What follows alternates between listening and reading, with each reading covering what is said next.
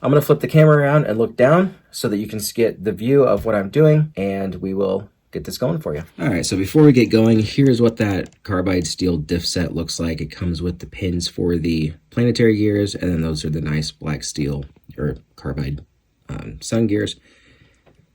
If you are not one who likes to handle small items, I suggest having someone else do this, because there's my index finger.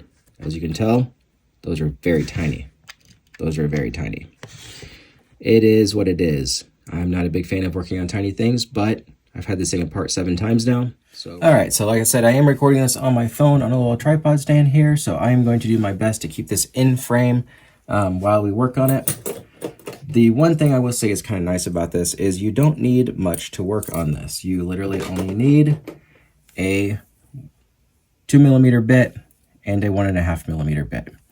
I am using the Sticky Kicks RC speed tips and then using my little Bosch screw gun here. So do that just for speed so this video doesn't take 7 hours.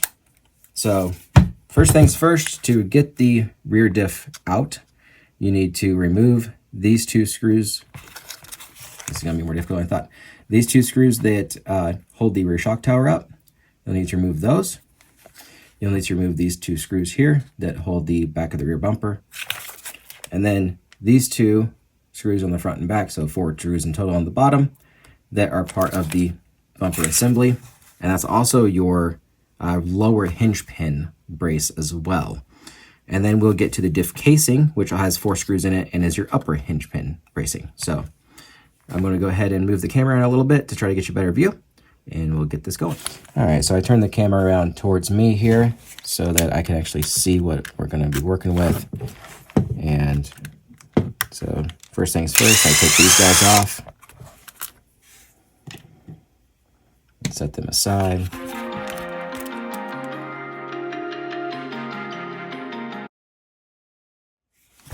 All right, now, once you get to this point, before we get going on, I will say that this diff that's in here is brand new. I haven't ran it. There's not even grease on it. So we're going to get that taken care of here.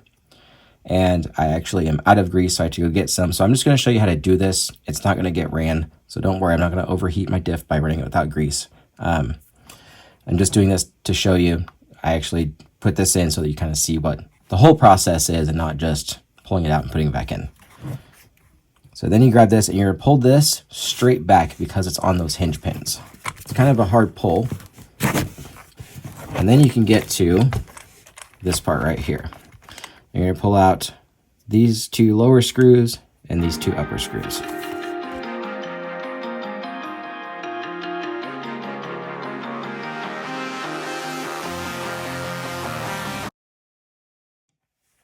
I will say one other thing. If you buy an extra battery for this, you get a nice box that works great for a stand. So I'm going to get that real quick. Okay, so I seem to have misplaced my battery box for the battery that I bought, but if you're a guitar player, JHS pedal boxes are a nice little size for this as well. So, a nice stand.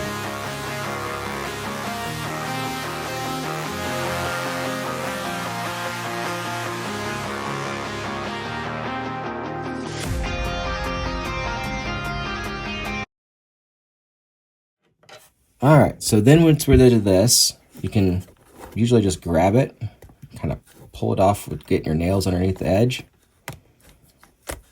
and it should pop right out. Now, like I said, this one has no grease on it because I ran out of grease, and I just wanted to put it in so you can get an idea of the full job. All right, so you take that, set it aside. Now, the reason you need to take these off is so that your dog bones have room to move, because you actually have to push the dog bones back to push your gears out. And then once you do that, the whole thing will come out. These here, I usually just leave these here just so they don't get lost. But this is your rear diff. And we're going to pull this apart. In order to pull this apart, there's a little screw right down in there that you have to get out. And that's what you need your little 1.5 for. So for this one, I'm actually going to use a hand screwdriver. So this one, I pull out my Sticky Kicks RC hand screwdriver and 1.5mm. And you go right down inside here. going to take the card and actually slide it aside. So you can put that down in there, hold the cup, and just start turning to the left like normal when you're loosening things. That screw will pull out, and then you just set it aside like so. Don't lose these screws. They are teeny tiny. Then you pull your drive cup out. And then I usually pull the bearing off just so I don't drop it and it goes flying somewhere else that it's not supposed to go. So then once you get to this, you've got 4 more 1.5 millimeter screws you need to take out. You also need to take out this side, so you might as well just go ahead and do that at the front too. Because these screws in here actually go through the drive cup and to our sun gear. Then you just pull that off. Again, same thing. Drive cup out, pop the bearing off so it doesn't go flying, and then you're there. And you take these 4 out.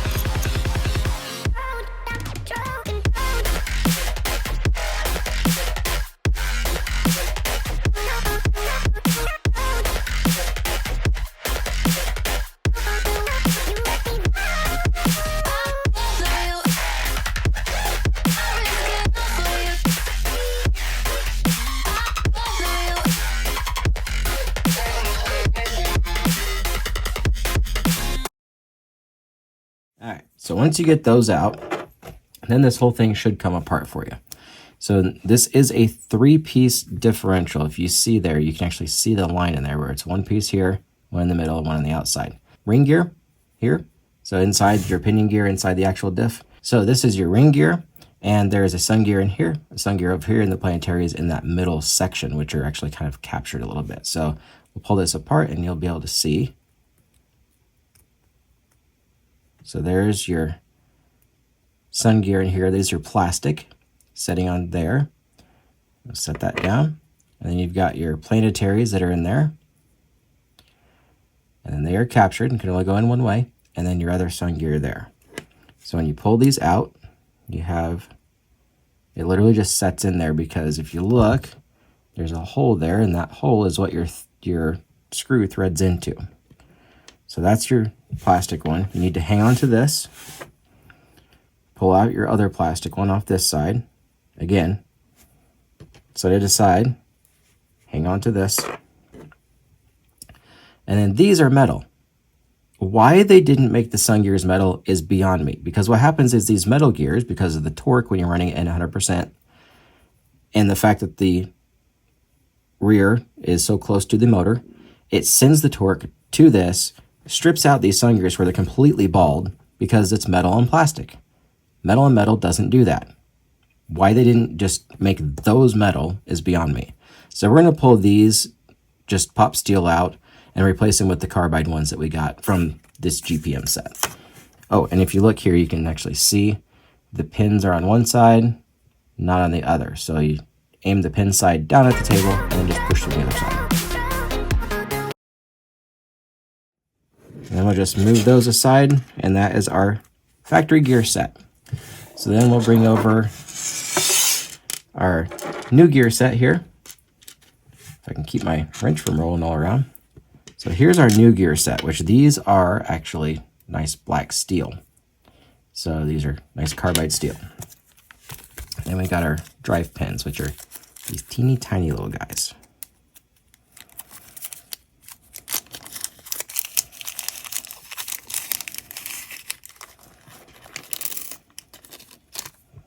Come back here, don't run away. You're too small to run away.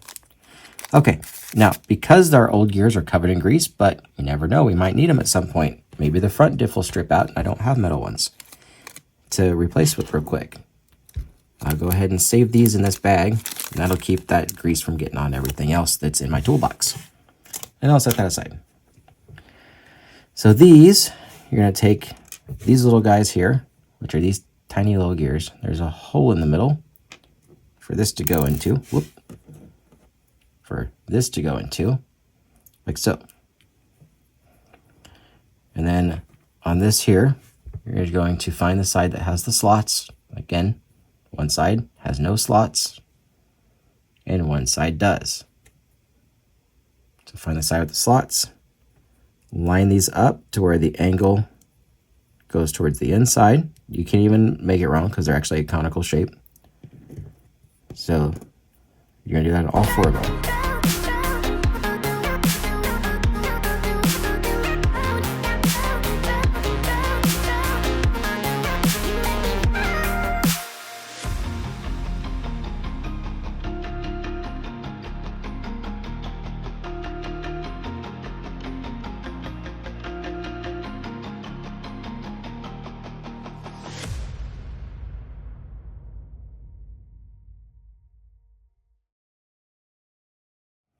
Now, all those are in there now, and they're all how they're supposed to be. So then we'll come over here. We'll take our hub here and just drop it on. Now, because this side's not the side we're screwing on, we can go ahead and actually put our outdrive on here with our bearing first. So, like so. Do bearing, outdrive, and then just see its groove there. So then you just put it in and then twist it until the grooves grab. And then we'll grab our 1.5. We'll go ahead and get it started seated onto the wrench. Put it in here, right through that hole, which goes right into the sun gear. And those little grooves help hold it on the sun gear. And then as you can see, that screw is right there. There it goes. There we go. Now you can see that really good. All right, so we'll go back down here. Then, now that we got that done, this side is the side, if you notice one side of this, there we go. All right, so if you look at this, one side it sticks up, one side it does not.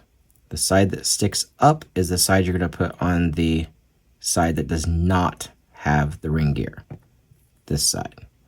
So then you just take that, put it together, and then just kind of twist it and roll it until those gears line up in there, like so, and they'll drop right in.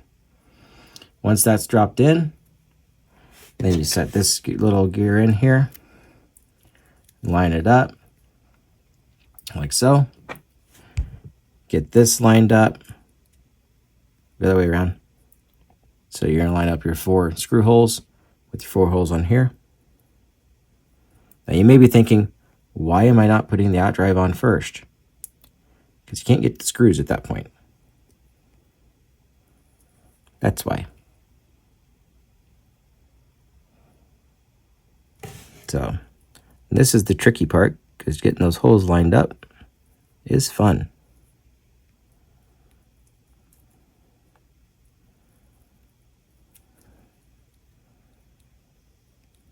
But once you get it, it should be pretty well seated. And then you can kind of see a little bit of light through those once they're lined up. Just like so. And then this is another trip, is you gotta try to hold all these pieces together while doing this.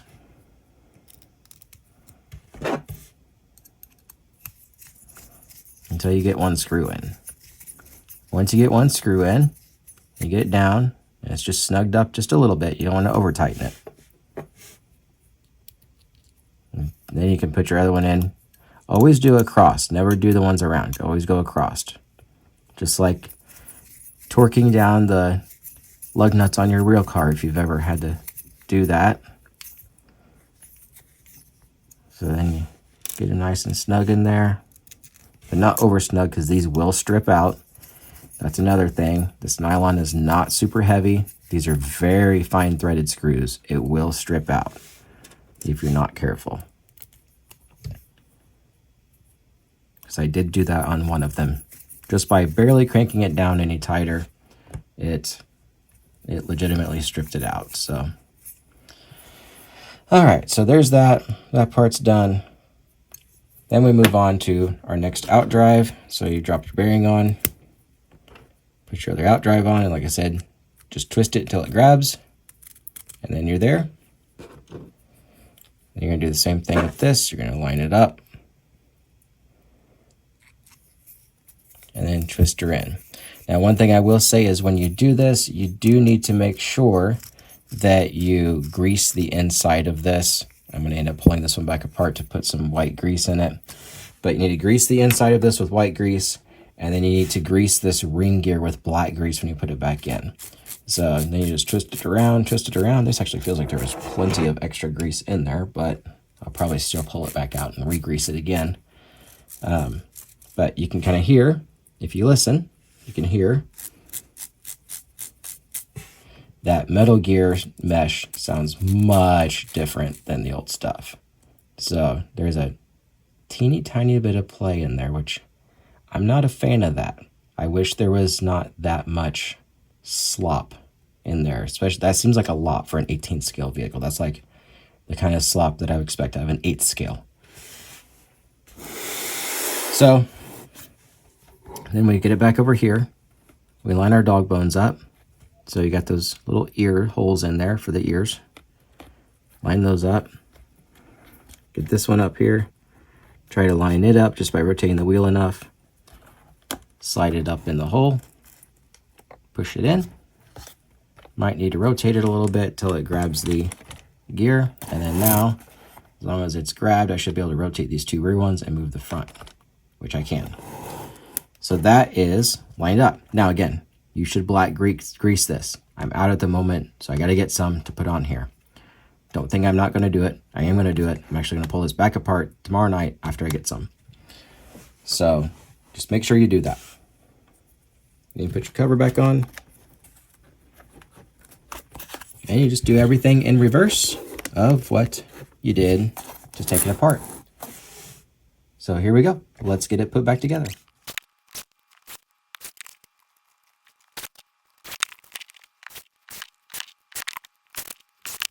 All right, now we are fully back together. Everything seems to move like it's supposed to. Diff functions like it's supposed to. I'm gonna go ahead and put the battery in and plug it in, turn it on, just to make 100% sure.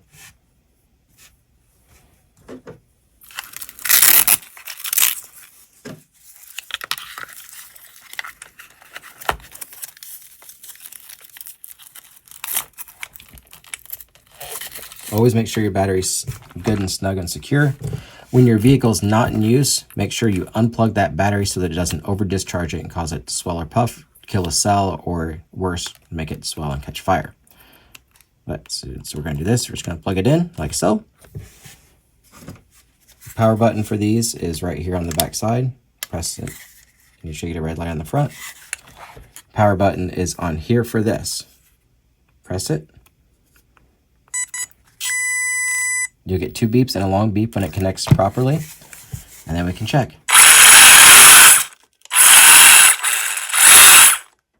It is good. So as you can see, the steering servo is actually pretty quick. So not bad for a little guy like this. So there is the rear diff rebuild. If you're going to shut this off, make sure when you shut your RC vehicles off, I'm going to probably stress this in every vehicle, especially if I'm reviewing a ready to run for a beginner. When you turn your vehicle on, you turn your controller on first, then your speed controller. Because if you turn your car on first without your controller, your transmitter, these are called transmitters. If you turn your car on first without your transmitter being on, there's a chance, slim, but there is a chance the car could take off full throttle and shoot off down the driveway and out into traffic and get smashed by another big car. And when you turn it off, to make sure the same thing doesn't happen, you turn off your speed controller first, which on these you just press and hold till the light goes out. And then you do the same on here. Press and hold the power button till the light goes out. And that's it.